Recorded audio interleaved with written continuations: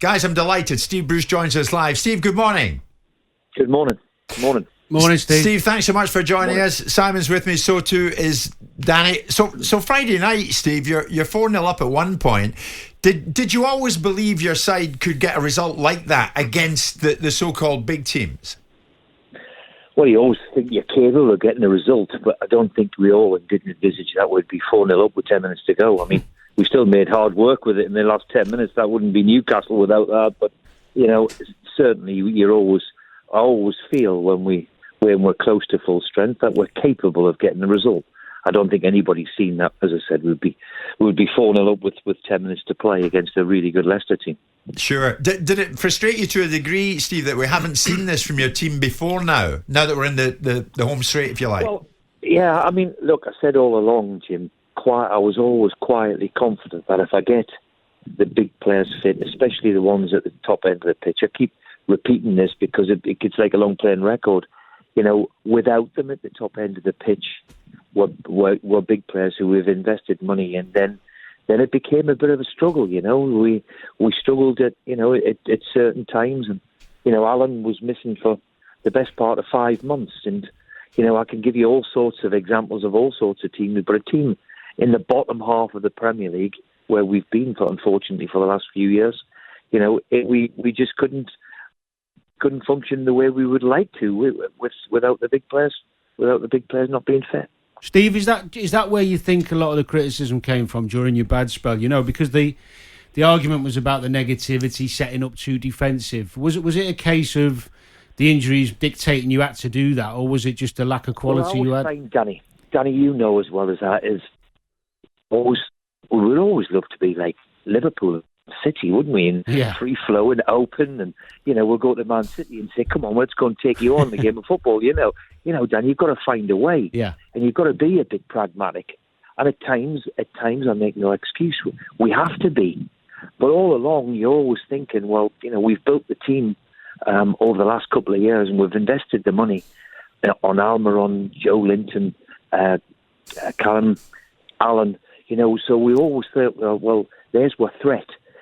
So yes, you can defend, and I've always tried to be a team that plays on the counter attack, and all the teams I've played,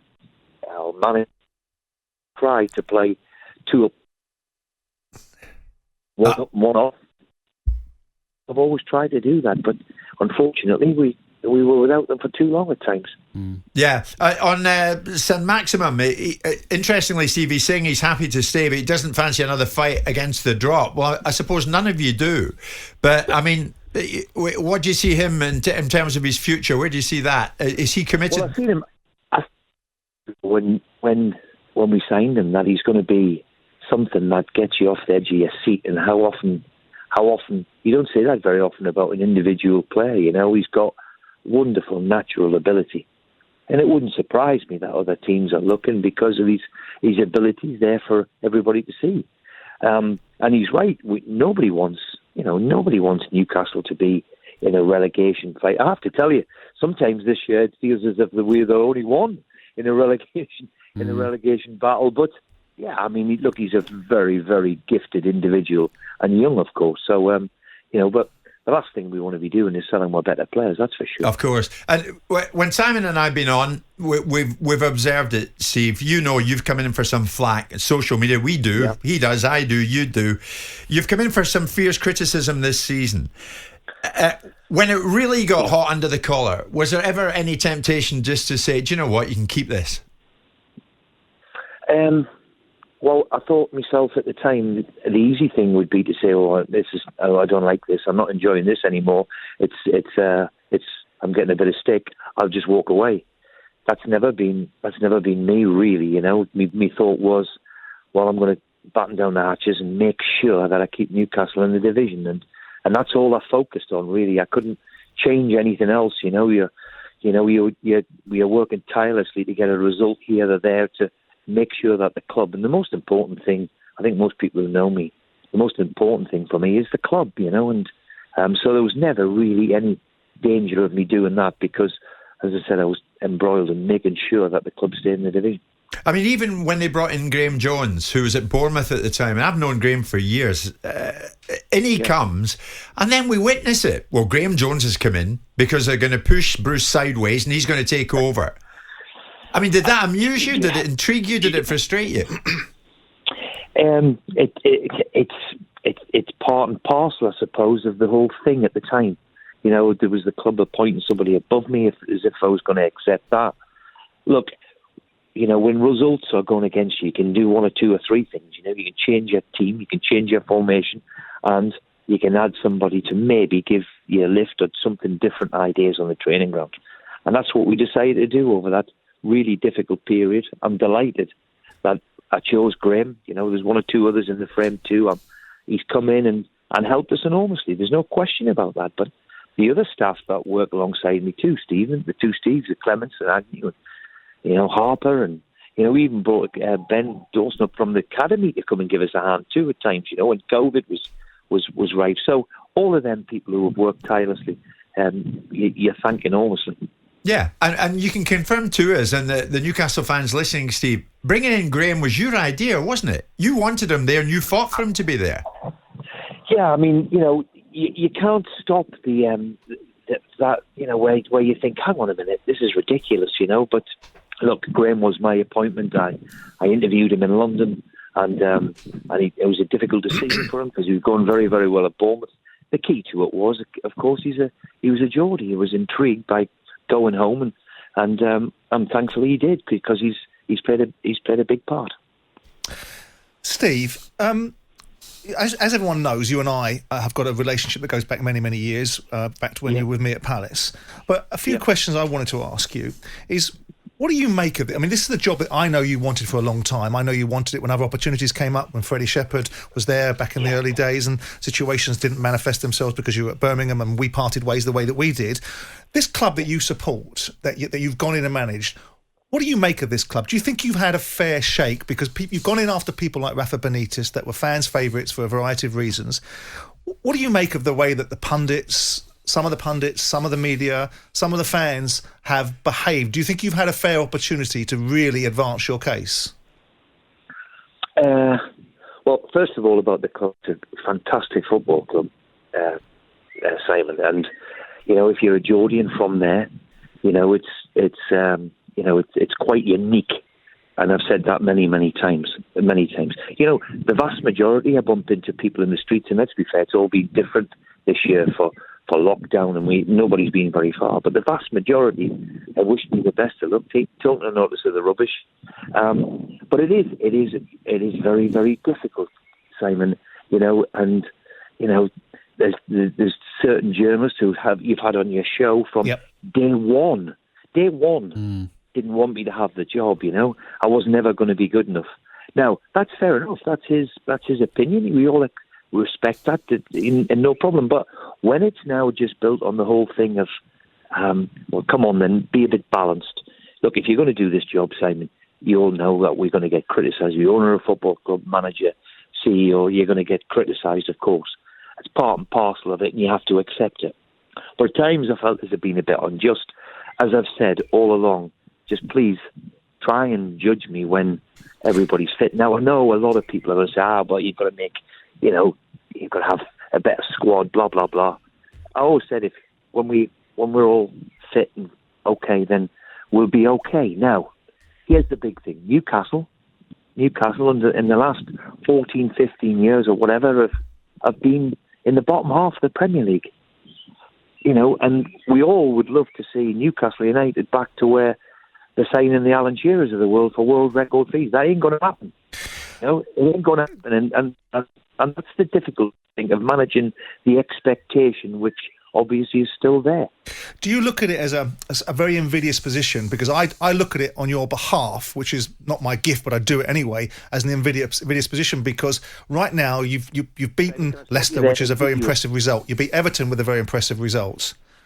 But Simon, ambiguous, Simon. That oh, difficult, mate. Invidious, difficult, right? So because of the nature of the way that the fans have reacted, certain segments of the fans and certain segments of the press, the next time the wheels come off, aren't you potentially facing the same sort of challenges? Because the biggest problem you've got, in my view, besides people's perceptions of you, which I think are wrong, is that Mike Ashley appointed you.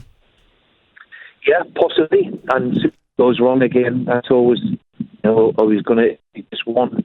Are we always going to be just one away from that situation? Is something I've got to think really long and hard about, Simon, because then it becomes damaging towards the football club, and damaging towards the players too. They all need to. We can keep them away from all these situations, but we've got to.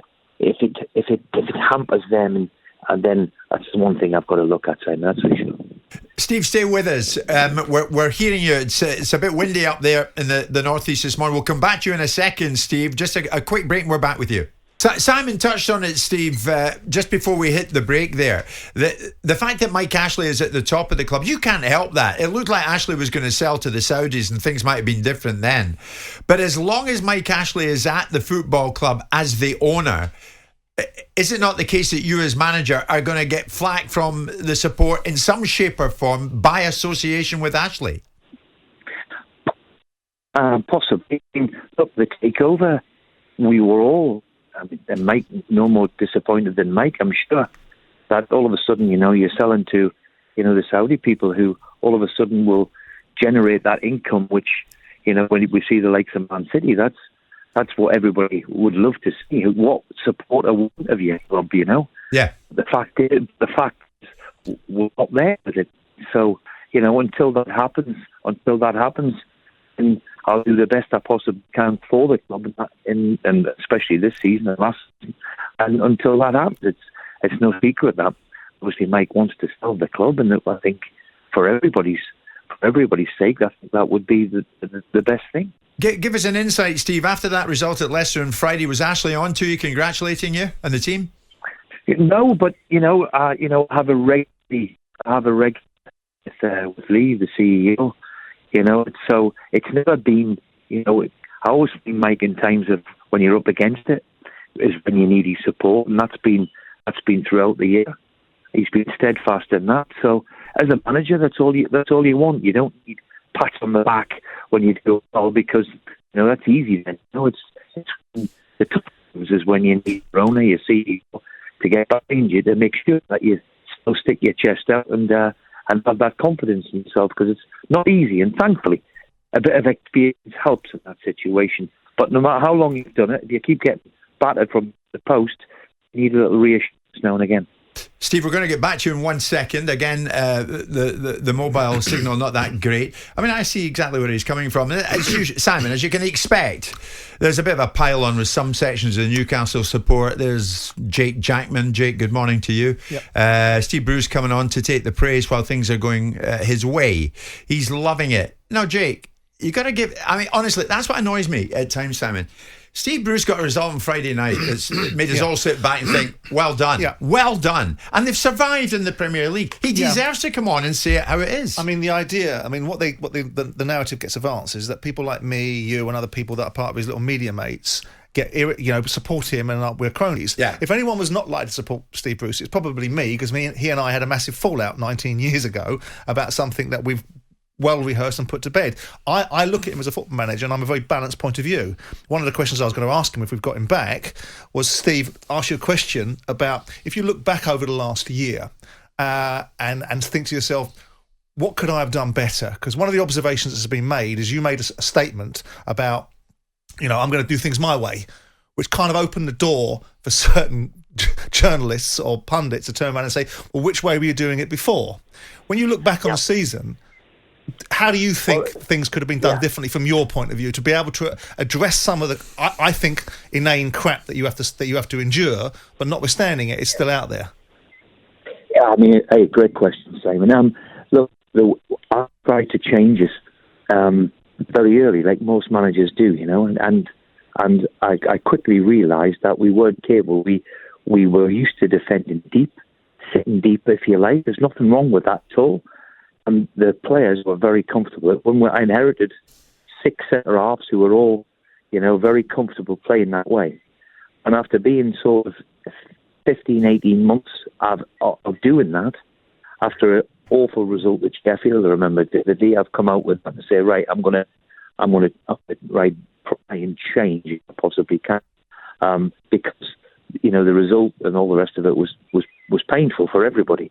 And that's what I meant by it, Simon, was to say, right, okay, we're going to be slightly different from this, just defending in this low block, if you like, which the club had been doing for a couple of years, and there's nothing wrong with that. I mean, Rafa's a very talented manager, and the Champions League was a winner, so, and he got a team who had come out of the Championship, so that way they were very comfortable of playing that way.